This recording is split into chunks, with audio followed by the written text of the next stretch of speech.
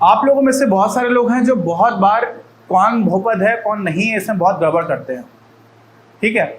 और इस वजह से हम लोग पहले देख लेते हैं, थोड़ा आइडिया लग जाएगा। ये सारे उदाहरण तो नहीं है लेकिन आप समझ जाओगे यार कि ये बहुपद है कि नहीं है।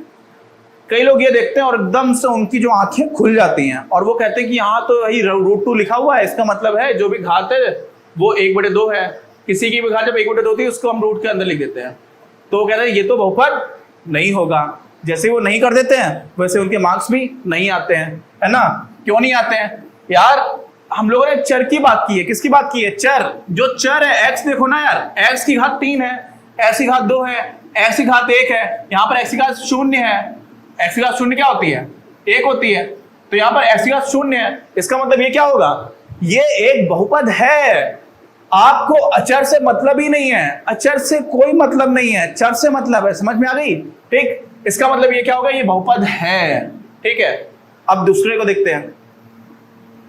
अब मैंने इतना गाना गा दिया है ना, अब इसको कोई गलत मत करना। इसमें क्या है? यहां पर भी जो आपका अचर है वो √3 लिखा हुआ है, लिखा रहने दो यार, वर्गमूल 3 उसका लिखा हुआ है। जो चर है u है ना, u की घात 2 है और u की घात 1 है ऋण के बाद, यानी कि u की जो भी घात है वो क्या है? एक घात है ना, कुछ घात है, और वो जो भी घात है वो सकारात्मक है, धनात्मक घात है या फिर 0 है। ऋणात्मक नहीं होनी चाहिए और भिन्न में नहीं होनी चाहिए। तो यहाँ पर भिन्न है क्या? नहीं है। इसका मतलब ये भी आपका एक बहुपद हो गया।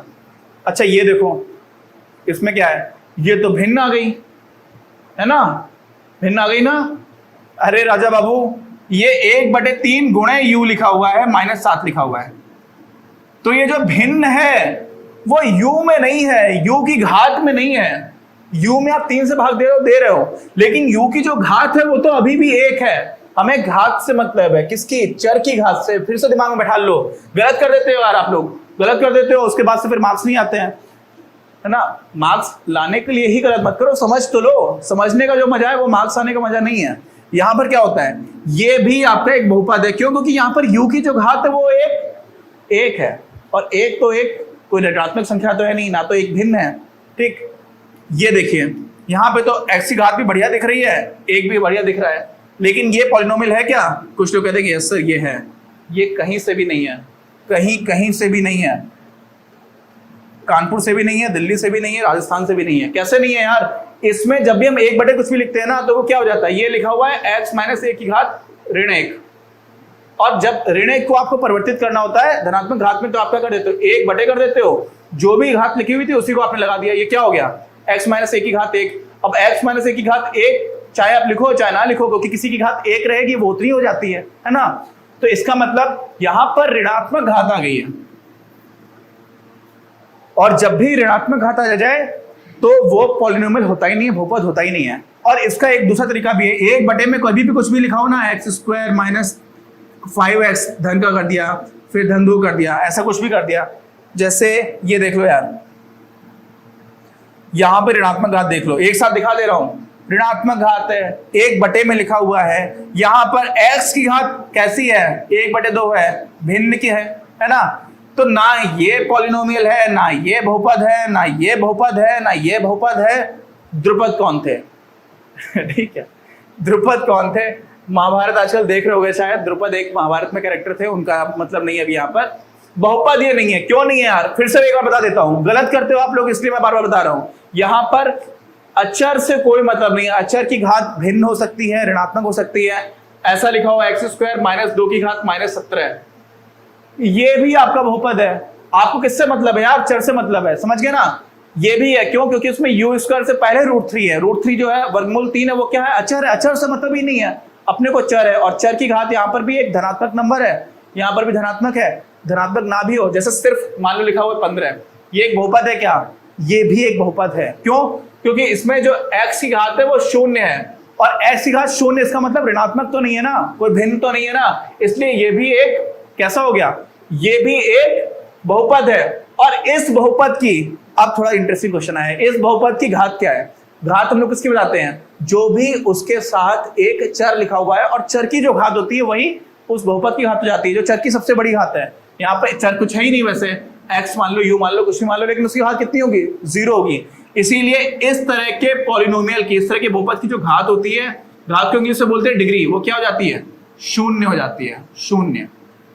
अच्छा, कक्षा 9 में एक और इंटरेस्टिंग कॉन्सेप्ट आ गया, तो जो बहुत लोगों को याद नहीं रहता है, वो कॉन्सेप्ट क्या था? अच्छा, इसकी जगह अगर लिखा हो शून्य, अगर शून्य लिखा होगा तो आप सोचोगे कि शून्य की क्या घात होगी। मैंने बताया था बहुत डिटेल में कक्षा 9 में, तो आप कक्षा 9 वाला देख लेंगे, लेकिन मैं अभी के लिए बता देता हूं। अगर शून्य लिखा होगा तो शून्य में आप कह सकते हो सर इसमें तो x की घात 0 हो सकता है, इसका मतलब इसकी घात भी शून्य हो गई। मैं बोलूंगा बेटा इसकी जगह ये भी हो सकता था, शून्य की घात x की घात 2, है ना? तो आपको कि सर शून्य भी हो सकती है इसकी घात 2 भी हो सकती है, तो इसकी घात क्या होगी? इसकी घात को हम डिफाइन ही नहीं कर सकते, क्या हम बोल देते हैं? अनडिफाइंड। क्या बोल देते हैं? अनडिफाइंड। हम डिफाइन करते ही नहीं है, हम बताते ही नहीं है, ठीक है? तो शून्य जब भी लिखा होगा, सिर्फ शून्य लिखा होगा तो उसकी घात शून्य नहीं होगी, लेकिन बाकी कोई दूसरी संख्या लिखी होगी, कोई भी। अब यहां पर 1/5 भी लिखा हो सकता है। 1/5 भी बहुपद है? हाँ है। क्यों है? क्योंकि अचर है यार, ये अचर से मतलब नहीं है, हम चर की घात देखते हैं। किसकी देखते हैं? चर की। ठीक, समझ में आ गया? तो ये सारे हमारे बहुपद नहीं है, ये हैं। अब मुझे लगता है कि इसमें आप लोग गलतियां नहीं करेंगे। ठीक, अब इसी में एक दो चीजें छोटी सी है, एक चीज बहुत ही छोटी सी है, प्यारी सी है, उसको समझ लेते हैं।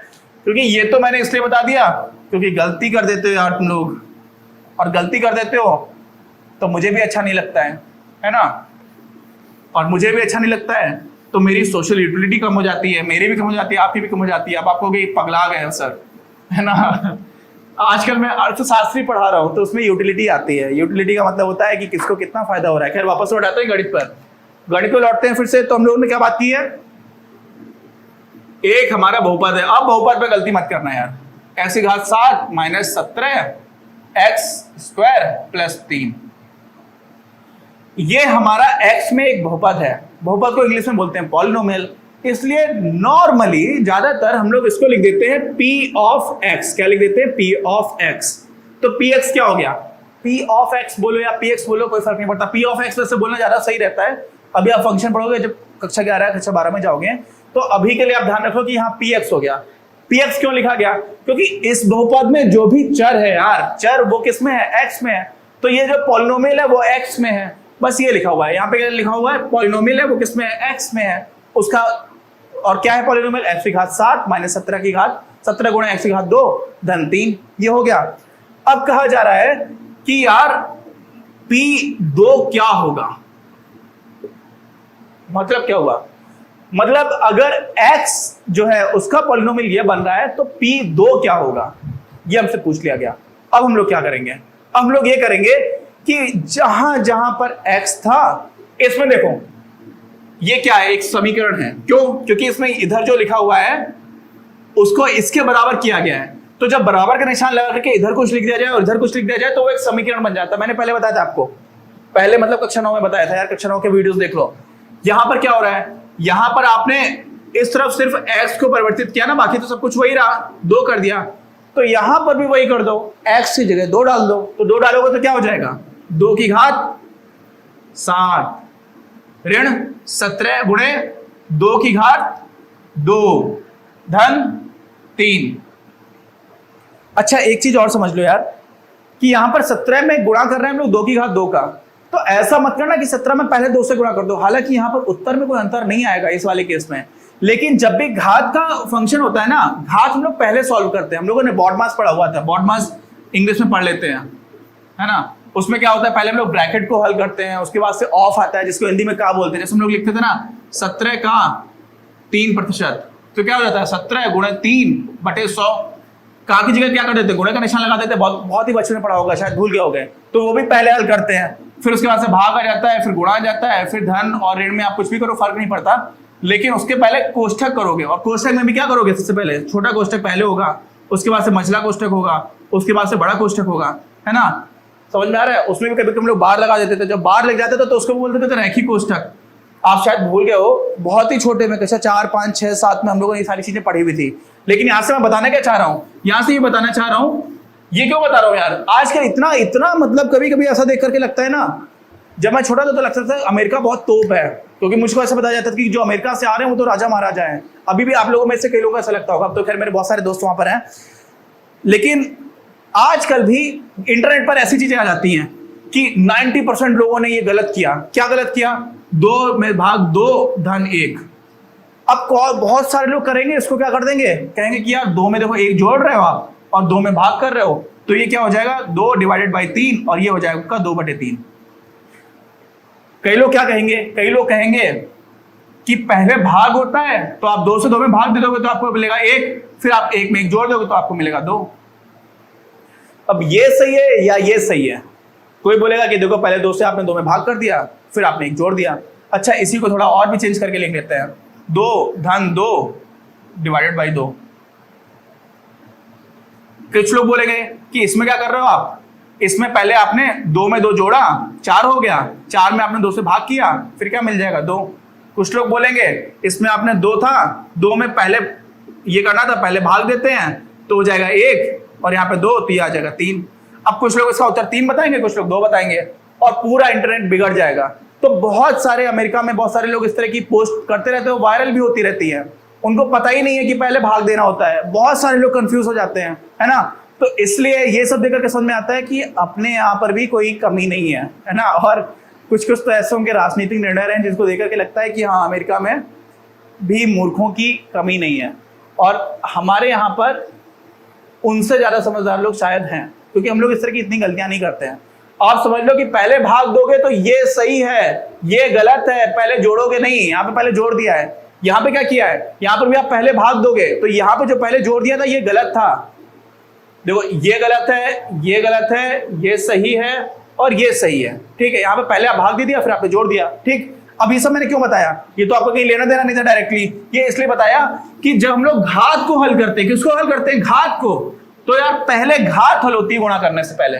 कभी कभी अंतर पड़ेगा, यहाँ पे नहीं पड़ेगा। यहाँ पे जो 2 की घात 2 है ना, वो पहले हल करोगे, इसीलिए उसको ब्रैकेट लगा के लिख दिया मैंने, ठीक है।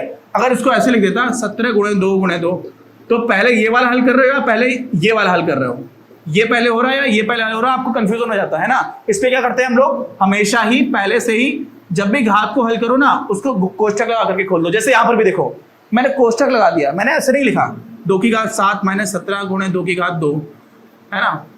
उससे भी कोई फर्क नहीं, गलत नहीं लिखा हुआ है, लेकिन एक तरह का स्पष्टीकरण रहता है, आपके दिमाग में आपको समझ में आता है कि हाँ पहले ये चीज होगी, तो उससे क्लैरिटी बनी रहती है। खैर अब हम लोग आ जाते हैं, 2 की घात 7 क्या होगा, क्या होगा 128 माइनस ये क्या है 17 गुणा किससे हो रहा है, 2 की घात 2 क्या हो जाएगा 4 धन 3, फिर इसको हल कर दो 128 17 चौकू 68 धन 3, 128 से 68 जाएगा, बचेगा 60, 3 जाओ जोड़ दोगे क्या मिलेगा 63। ये जो आपका मान आया है ना 63, इसी को बोल देंगे हम लोग कि इस पॉलिनोमियल का, इस बहुपद का x बराबर 2 पर जो मान आएगा वो हो जाएगा 63। क्या बोल देंगे, फिर से सुनो, नोट कर लो, x बराबर 2 पर px बराबर x की घात 7 माइनस 17 गुणे x की घात 2 धन 3, इस बहुपद का जो मान है वो 63 है। तो 63 क्या है, मान है किसका, इस बहुपद का। कब, जब x 2 है, ठीक। ये तो आपको कि अरे इतना आसान था, तो आपने ये सब इतना क्यों बताया, आसानी था यार, कभी कभी आसान चीजें बतानी पड़ जाती है, आपके सिलेबस में क्या करूं, है ना। ऐसे ही अगर पूछा जाए कि p 0 पर कितना मान होगा, ये लिख दिया जाए, तो आपको कोई बात नहीं, 0 की घात 7 कर दिया, ऋण 17 के गुणे 0 की घात 2 कर दिया धन 3, और आप हल करने में लग गए। अगर आप हल करने में लग गए, इसका मतलब है कि आपको गणित की थोड़ी सी अभी समझ और बढ़ाने की जरूरत है। सबको बढ़ाने की जरूरत है, मुझे भी बढ़ाने की जरूरत है, लेकिन शायद आपको थोड़ी और ज्यादा बढ़ाने की जरूरत है। क्यों, क्योंकि यार 0 लिखा हुआ है पहले से ही, जहां जहां पर x है वो तो 0 हो ही जाएगा, सीधा सीधा इसका उत्तर 3 लिख सकते थे, ठीक है। अच्छा p -1 पर कितना होगा, ये देखते हैं कितना हो जाएगा, -1 की घात 7 माइनस 17 माइनस 1 की घात 2 धन 3, यही तो है, सही से देख लो। अब -1 की घात 7 करोगे तो माइनस माइनस गुणा करते तो धन हो जाता है, फिर आप एक माइनस से गुणा करोगे तो ऋण हो जाएगा, फिर आप एक माइनस से गुणा करोगे तो धन हो जाएगा। तो ऐसे ऐसे खेलोगे तो आप पगला जाओगे।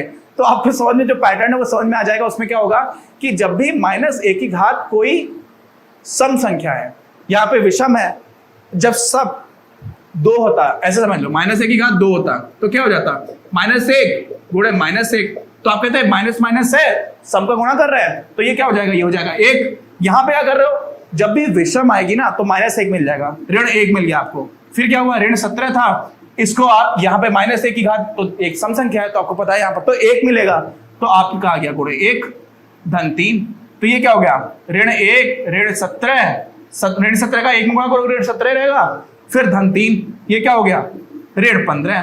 तो इसका मतलब इसी बहुपद का -1 पर जो मान है वो ऋण 15 है, ऋण 1 पर जो मान है वो ऋण 15 है, 0 पर जो मान है वो 3 है, 2 पर जो मान है वो 63 था, हम लोगों ने निकाला था।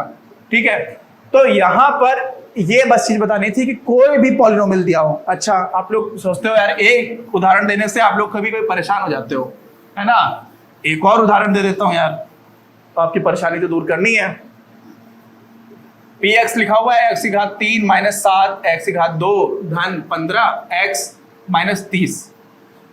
इस बहुपद का आप मान निकालिए किस पर, p बराबर 5 पे निकाल दीजिए। चलिए बड़ी कैलकुलेशन कर देते हैं, है ना। क्या हो जाएगा, 5 की घात 3 हो जाएगा, -7 गुणे 5 की घात 2 हो जाएगा।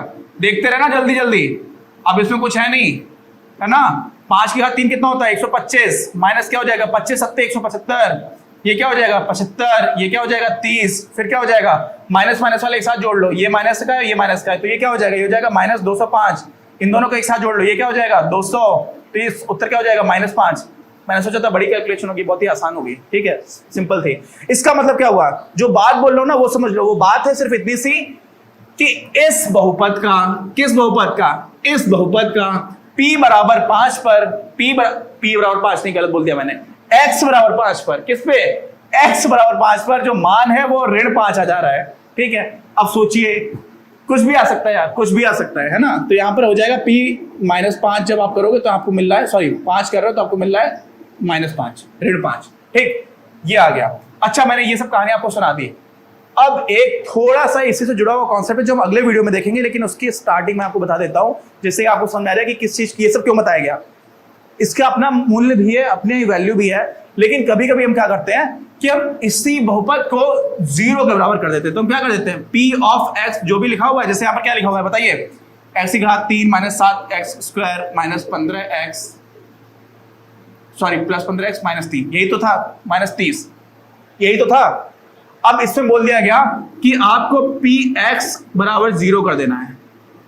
अभी तक देखो यार, यहां पे हम x को बदल रहे थे, किसको बदल रहे थे, x को, px की बात नहीं कर रहे थे, हम सिर्फ x को बदल रहे थे। यहां पर हमने px को 0 कर दिया है। अब ये जो चीजें आएगी निकल करके, यहां से हमें x का वो मान निकालना पड़ेगा जिस मान पर इस बहुपद का जो मान है वो 0 हो जाएगा। नहीं समझ में आया, नहीं समझ आया आपको, समझ लो। ये एक बहुपद है, ठीक, ये x में बहुपद है, इसलिए इसको लिखते हैं p ऑफ x, लिख दिया।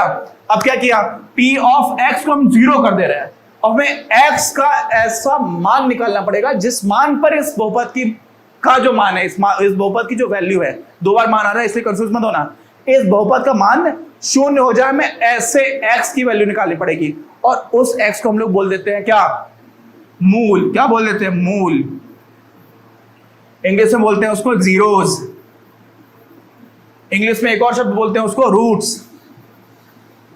ठीक है, ये हम लोग पढ़ेंगे अपने अगले वीडियो में। अगर आपको ये वीडियो पसंद आया तो प्लीज इसे अपने दोस्तों के साथ शेयर करें, लाइक करें, आपके अपने चैनल अपनी क्लास को सब्सक्राइब करें और बेल आइकन को प्रेस करना ना भूलें। Thank you very much, have a nice day.